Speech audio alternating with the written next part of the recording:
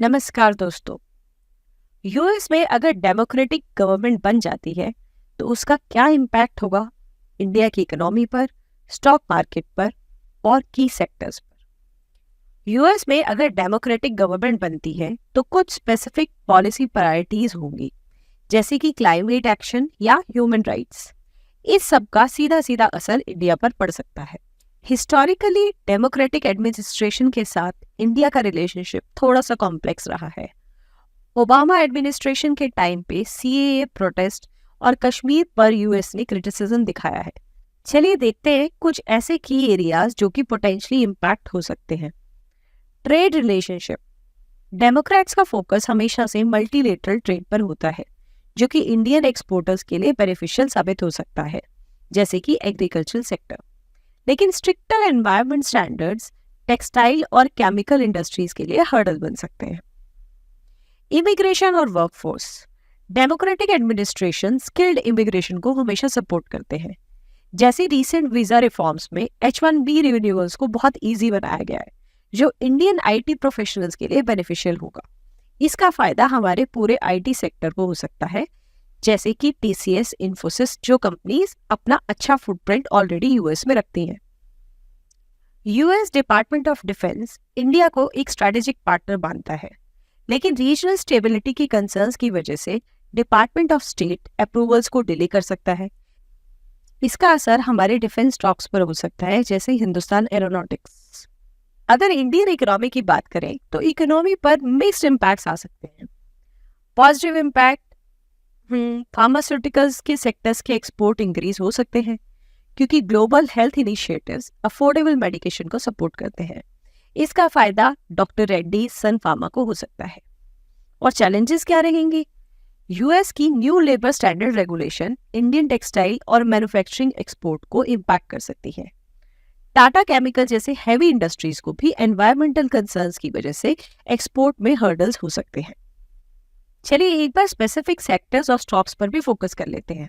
IT और software के sector beneficial category में रहेंगे। TCS और इन्फोसिस को रिलैक्स वीजा पॉलिसीज का फायदा हो सकता है। Democratics usually global tech partnerships को सपोर्ट करते हैं, जो डिजिटल सॉल्यूशन की डिमांड को और बूस्ट कर सकता है। दूसरा सेक्टर जिसको डेमोक्रेट्स के आने से बेनिफिट हो सकता है वो है रिन्यूएबल एनर्जी। सुज़लॉन और टाटा पावर जैसी कंपनीज को यूएस की ग्रीन टेक्नोलॉजी इनिशिएटिव्स के थ्रू अपॉर्चुनिटीज मिल सकती है। तीसरा एक बड़ा सेक्टर रहेगा फार्मास्यूटिकल्स। डॉक्टर रेड्डीज और सन फार्मा को सप्लाई चेन डाइवर्सिफिकेशन की वजह से डिमांड इंक्रीज का फायदा हो सकता है। अब बात करते हैं चैलेंजिंग सेक्टर्स और स्टॉक्स की। Defence and aerospace. हैल और भारत डायनामिक्स जैसी कंपनीज को डिफेंस कॉन्ट्रैक्ट्स में डिले फेस करना पड़ सकता है। ट्रेडिशनल ऑटोमोबाइल्स कंपनीज जैसे मारुति सुजुकी, महिंद्रा एंड महिंद्रा को रिस्क हो सकता है यूएस में डोमेस्टिक ईवी प्रोडक्शन के पुश की वजह से। केमिकल्स एंड हैवी मैन्युफैक्चरिंग जैसे टाटा केमिकल्स और ग्रासिम इंडस्ट्रीज को स्ट्रिक्टर एनवायरनमेंट स्टैंडर्ड्स का इम्पैक्ट फेस करना पड़ सकता है। डेमोक्रेट्स के लिए क्लाइमेट एक्शन एक बहुत ही टॉप प्रायोरिटी है। बाइडेन एडमिनिस्ट्रेशन के टाइम पर US India climate and clean energy agenda 2030 partnership जैसे इनिशिएटिव्स आ रहे हैं, जो सुज़लॉन जैसी इंडियन रिन्यूएबल फर्म्स के लिए यूएस मार्केट में एंट्री और लार्ज स्केल प्रोजेक्ट्स के अपॉर्चुनिटीज ला सकते हैं। डिफेंस रिलेशनशिप्स यूएस और इंडिया टाइज का एक बहुत ही क्रिटिकल पार्ट है, लेकिन डिपार्टमेंट्स के अलग अलग प्रायोरिटीज से कॉम्प्लेक्सिटीज आ सकती हैं।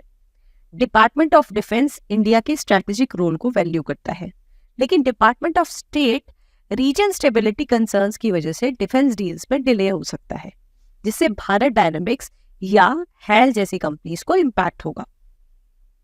ह्यूमन राइट्स की सेंसिटिविटी की वजह से डिफेंस और ट्रेड एग्रीमेंट में कॉम्प्लेक्सिटीज आ सकती हैं।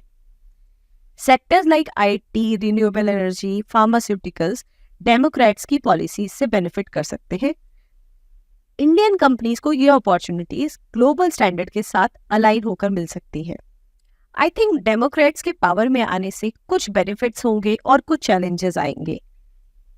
यूएस और इंडिया के रिलेशनशिप हिस्टोरिकली हमेशा से डिप्लोमेटिकली ग्रो करते आए हैं and they are very adaptable. इस बार भी हम यही होप करते हैं कि इंडिया के बेनिफिट में बहुत सारी चीजें होंगी डेमोक्रेट्स के आने से। अगर आपके मन में डेमोक्रेट्स को लेकर कुछ स्पेसिफिक क्वेश्चंस है या किसी स्पेसिफिक सेक्टर और स्टॉक के बारे में आप कुछ जानना चाहते हैं, या फिर आप मेरी किसी बात से एग्री या डिसएग्री करते हैं, तो प्लीज़ कमेंट में लिखकर बताइए। धन्यवाद।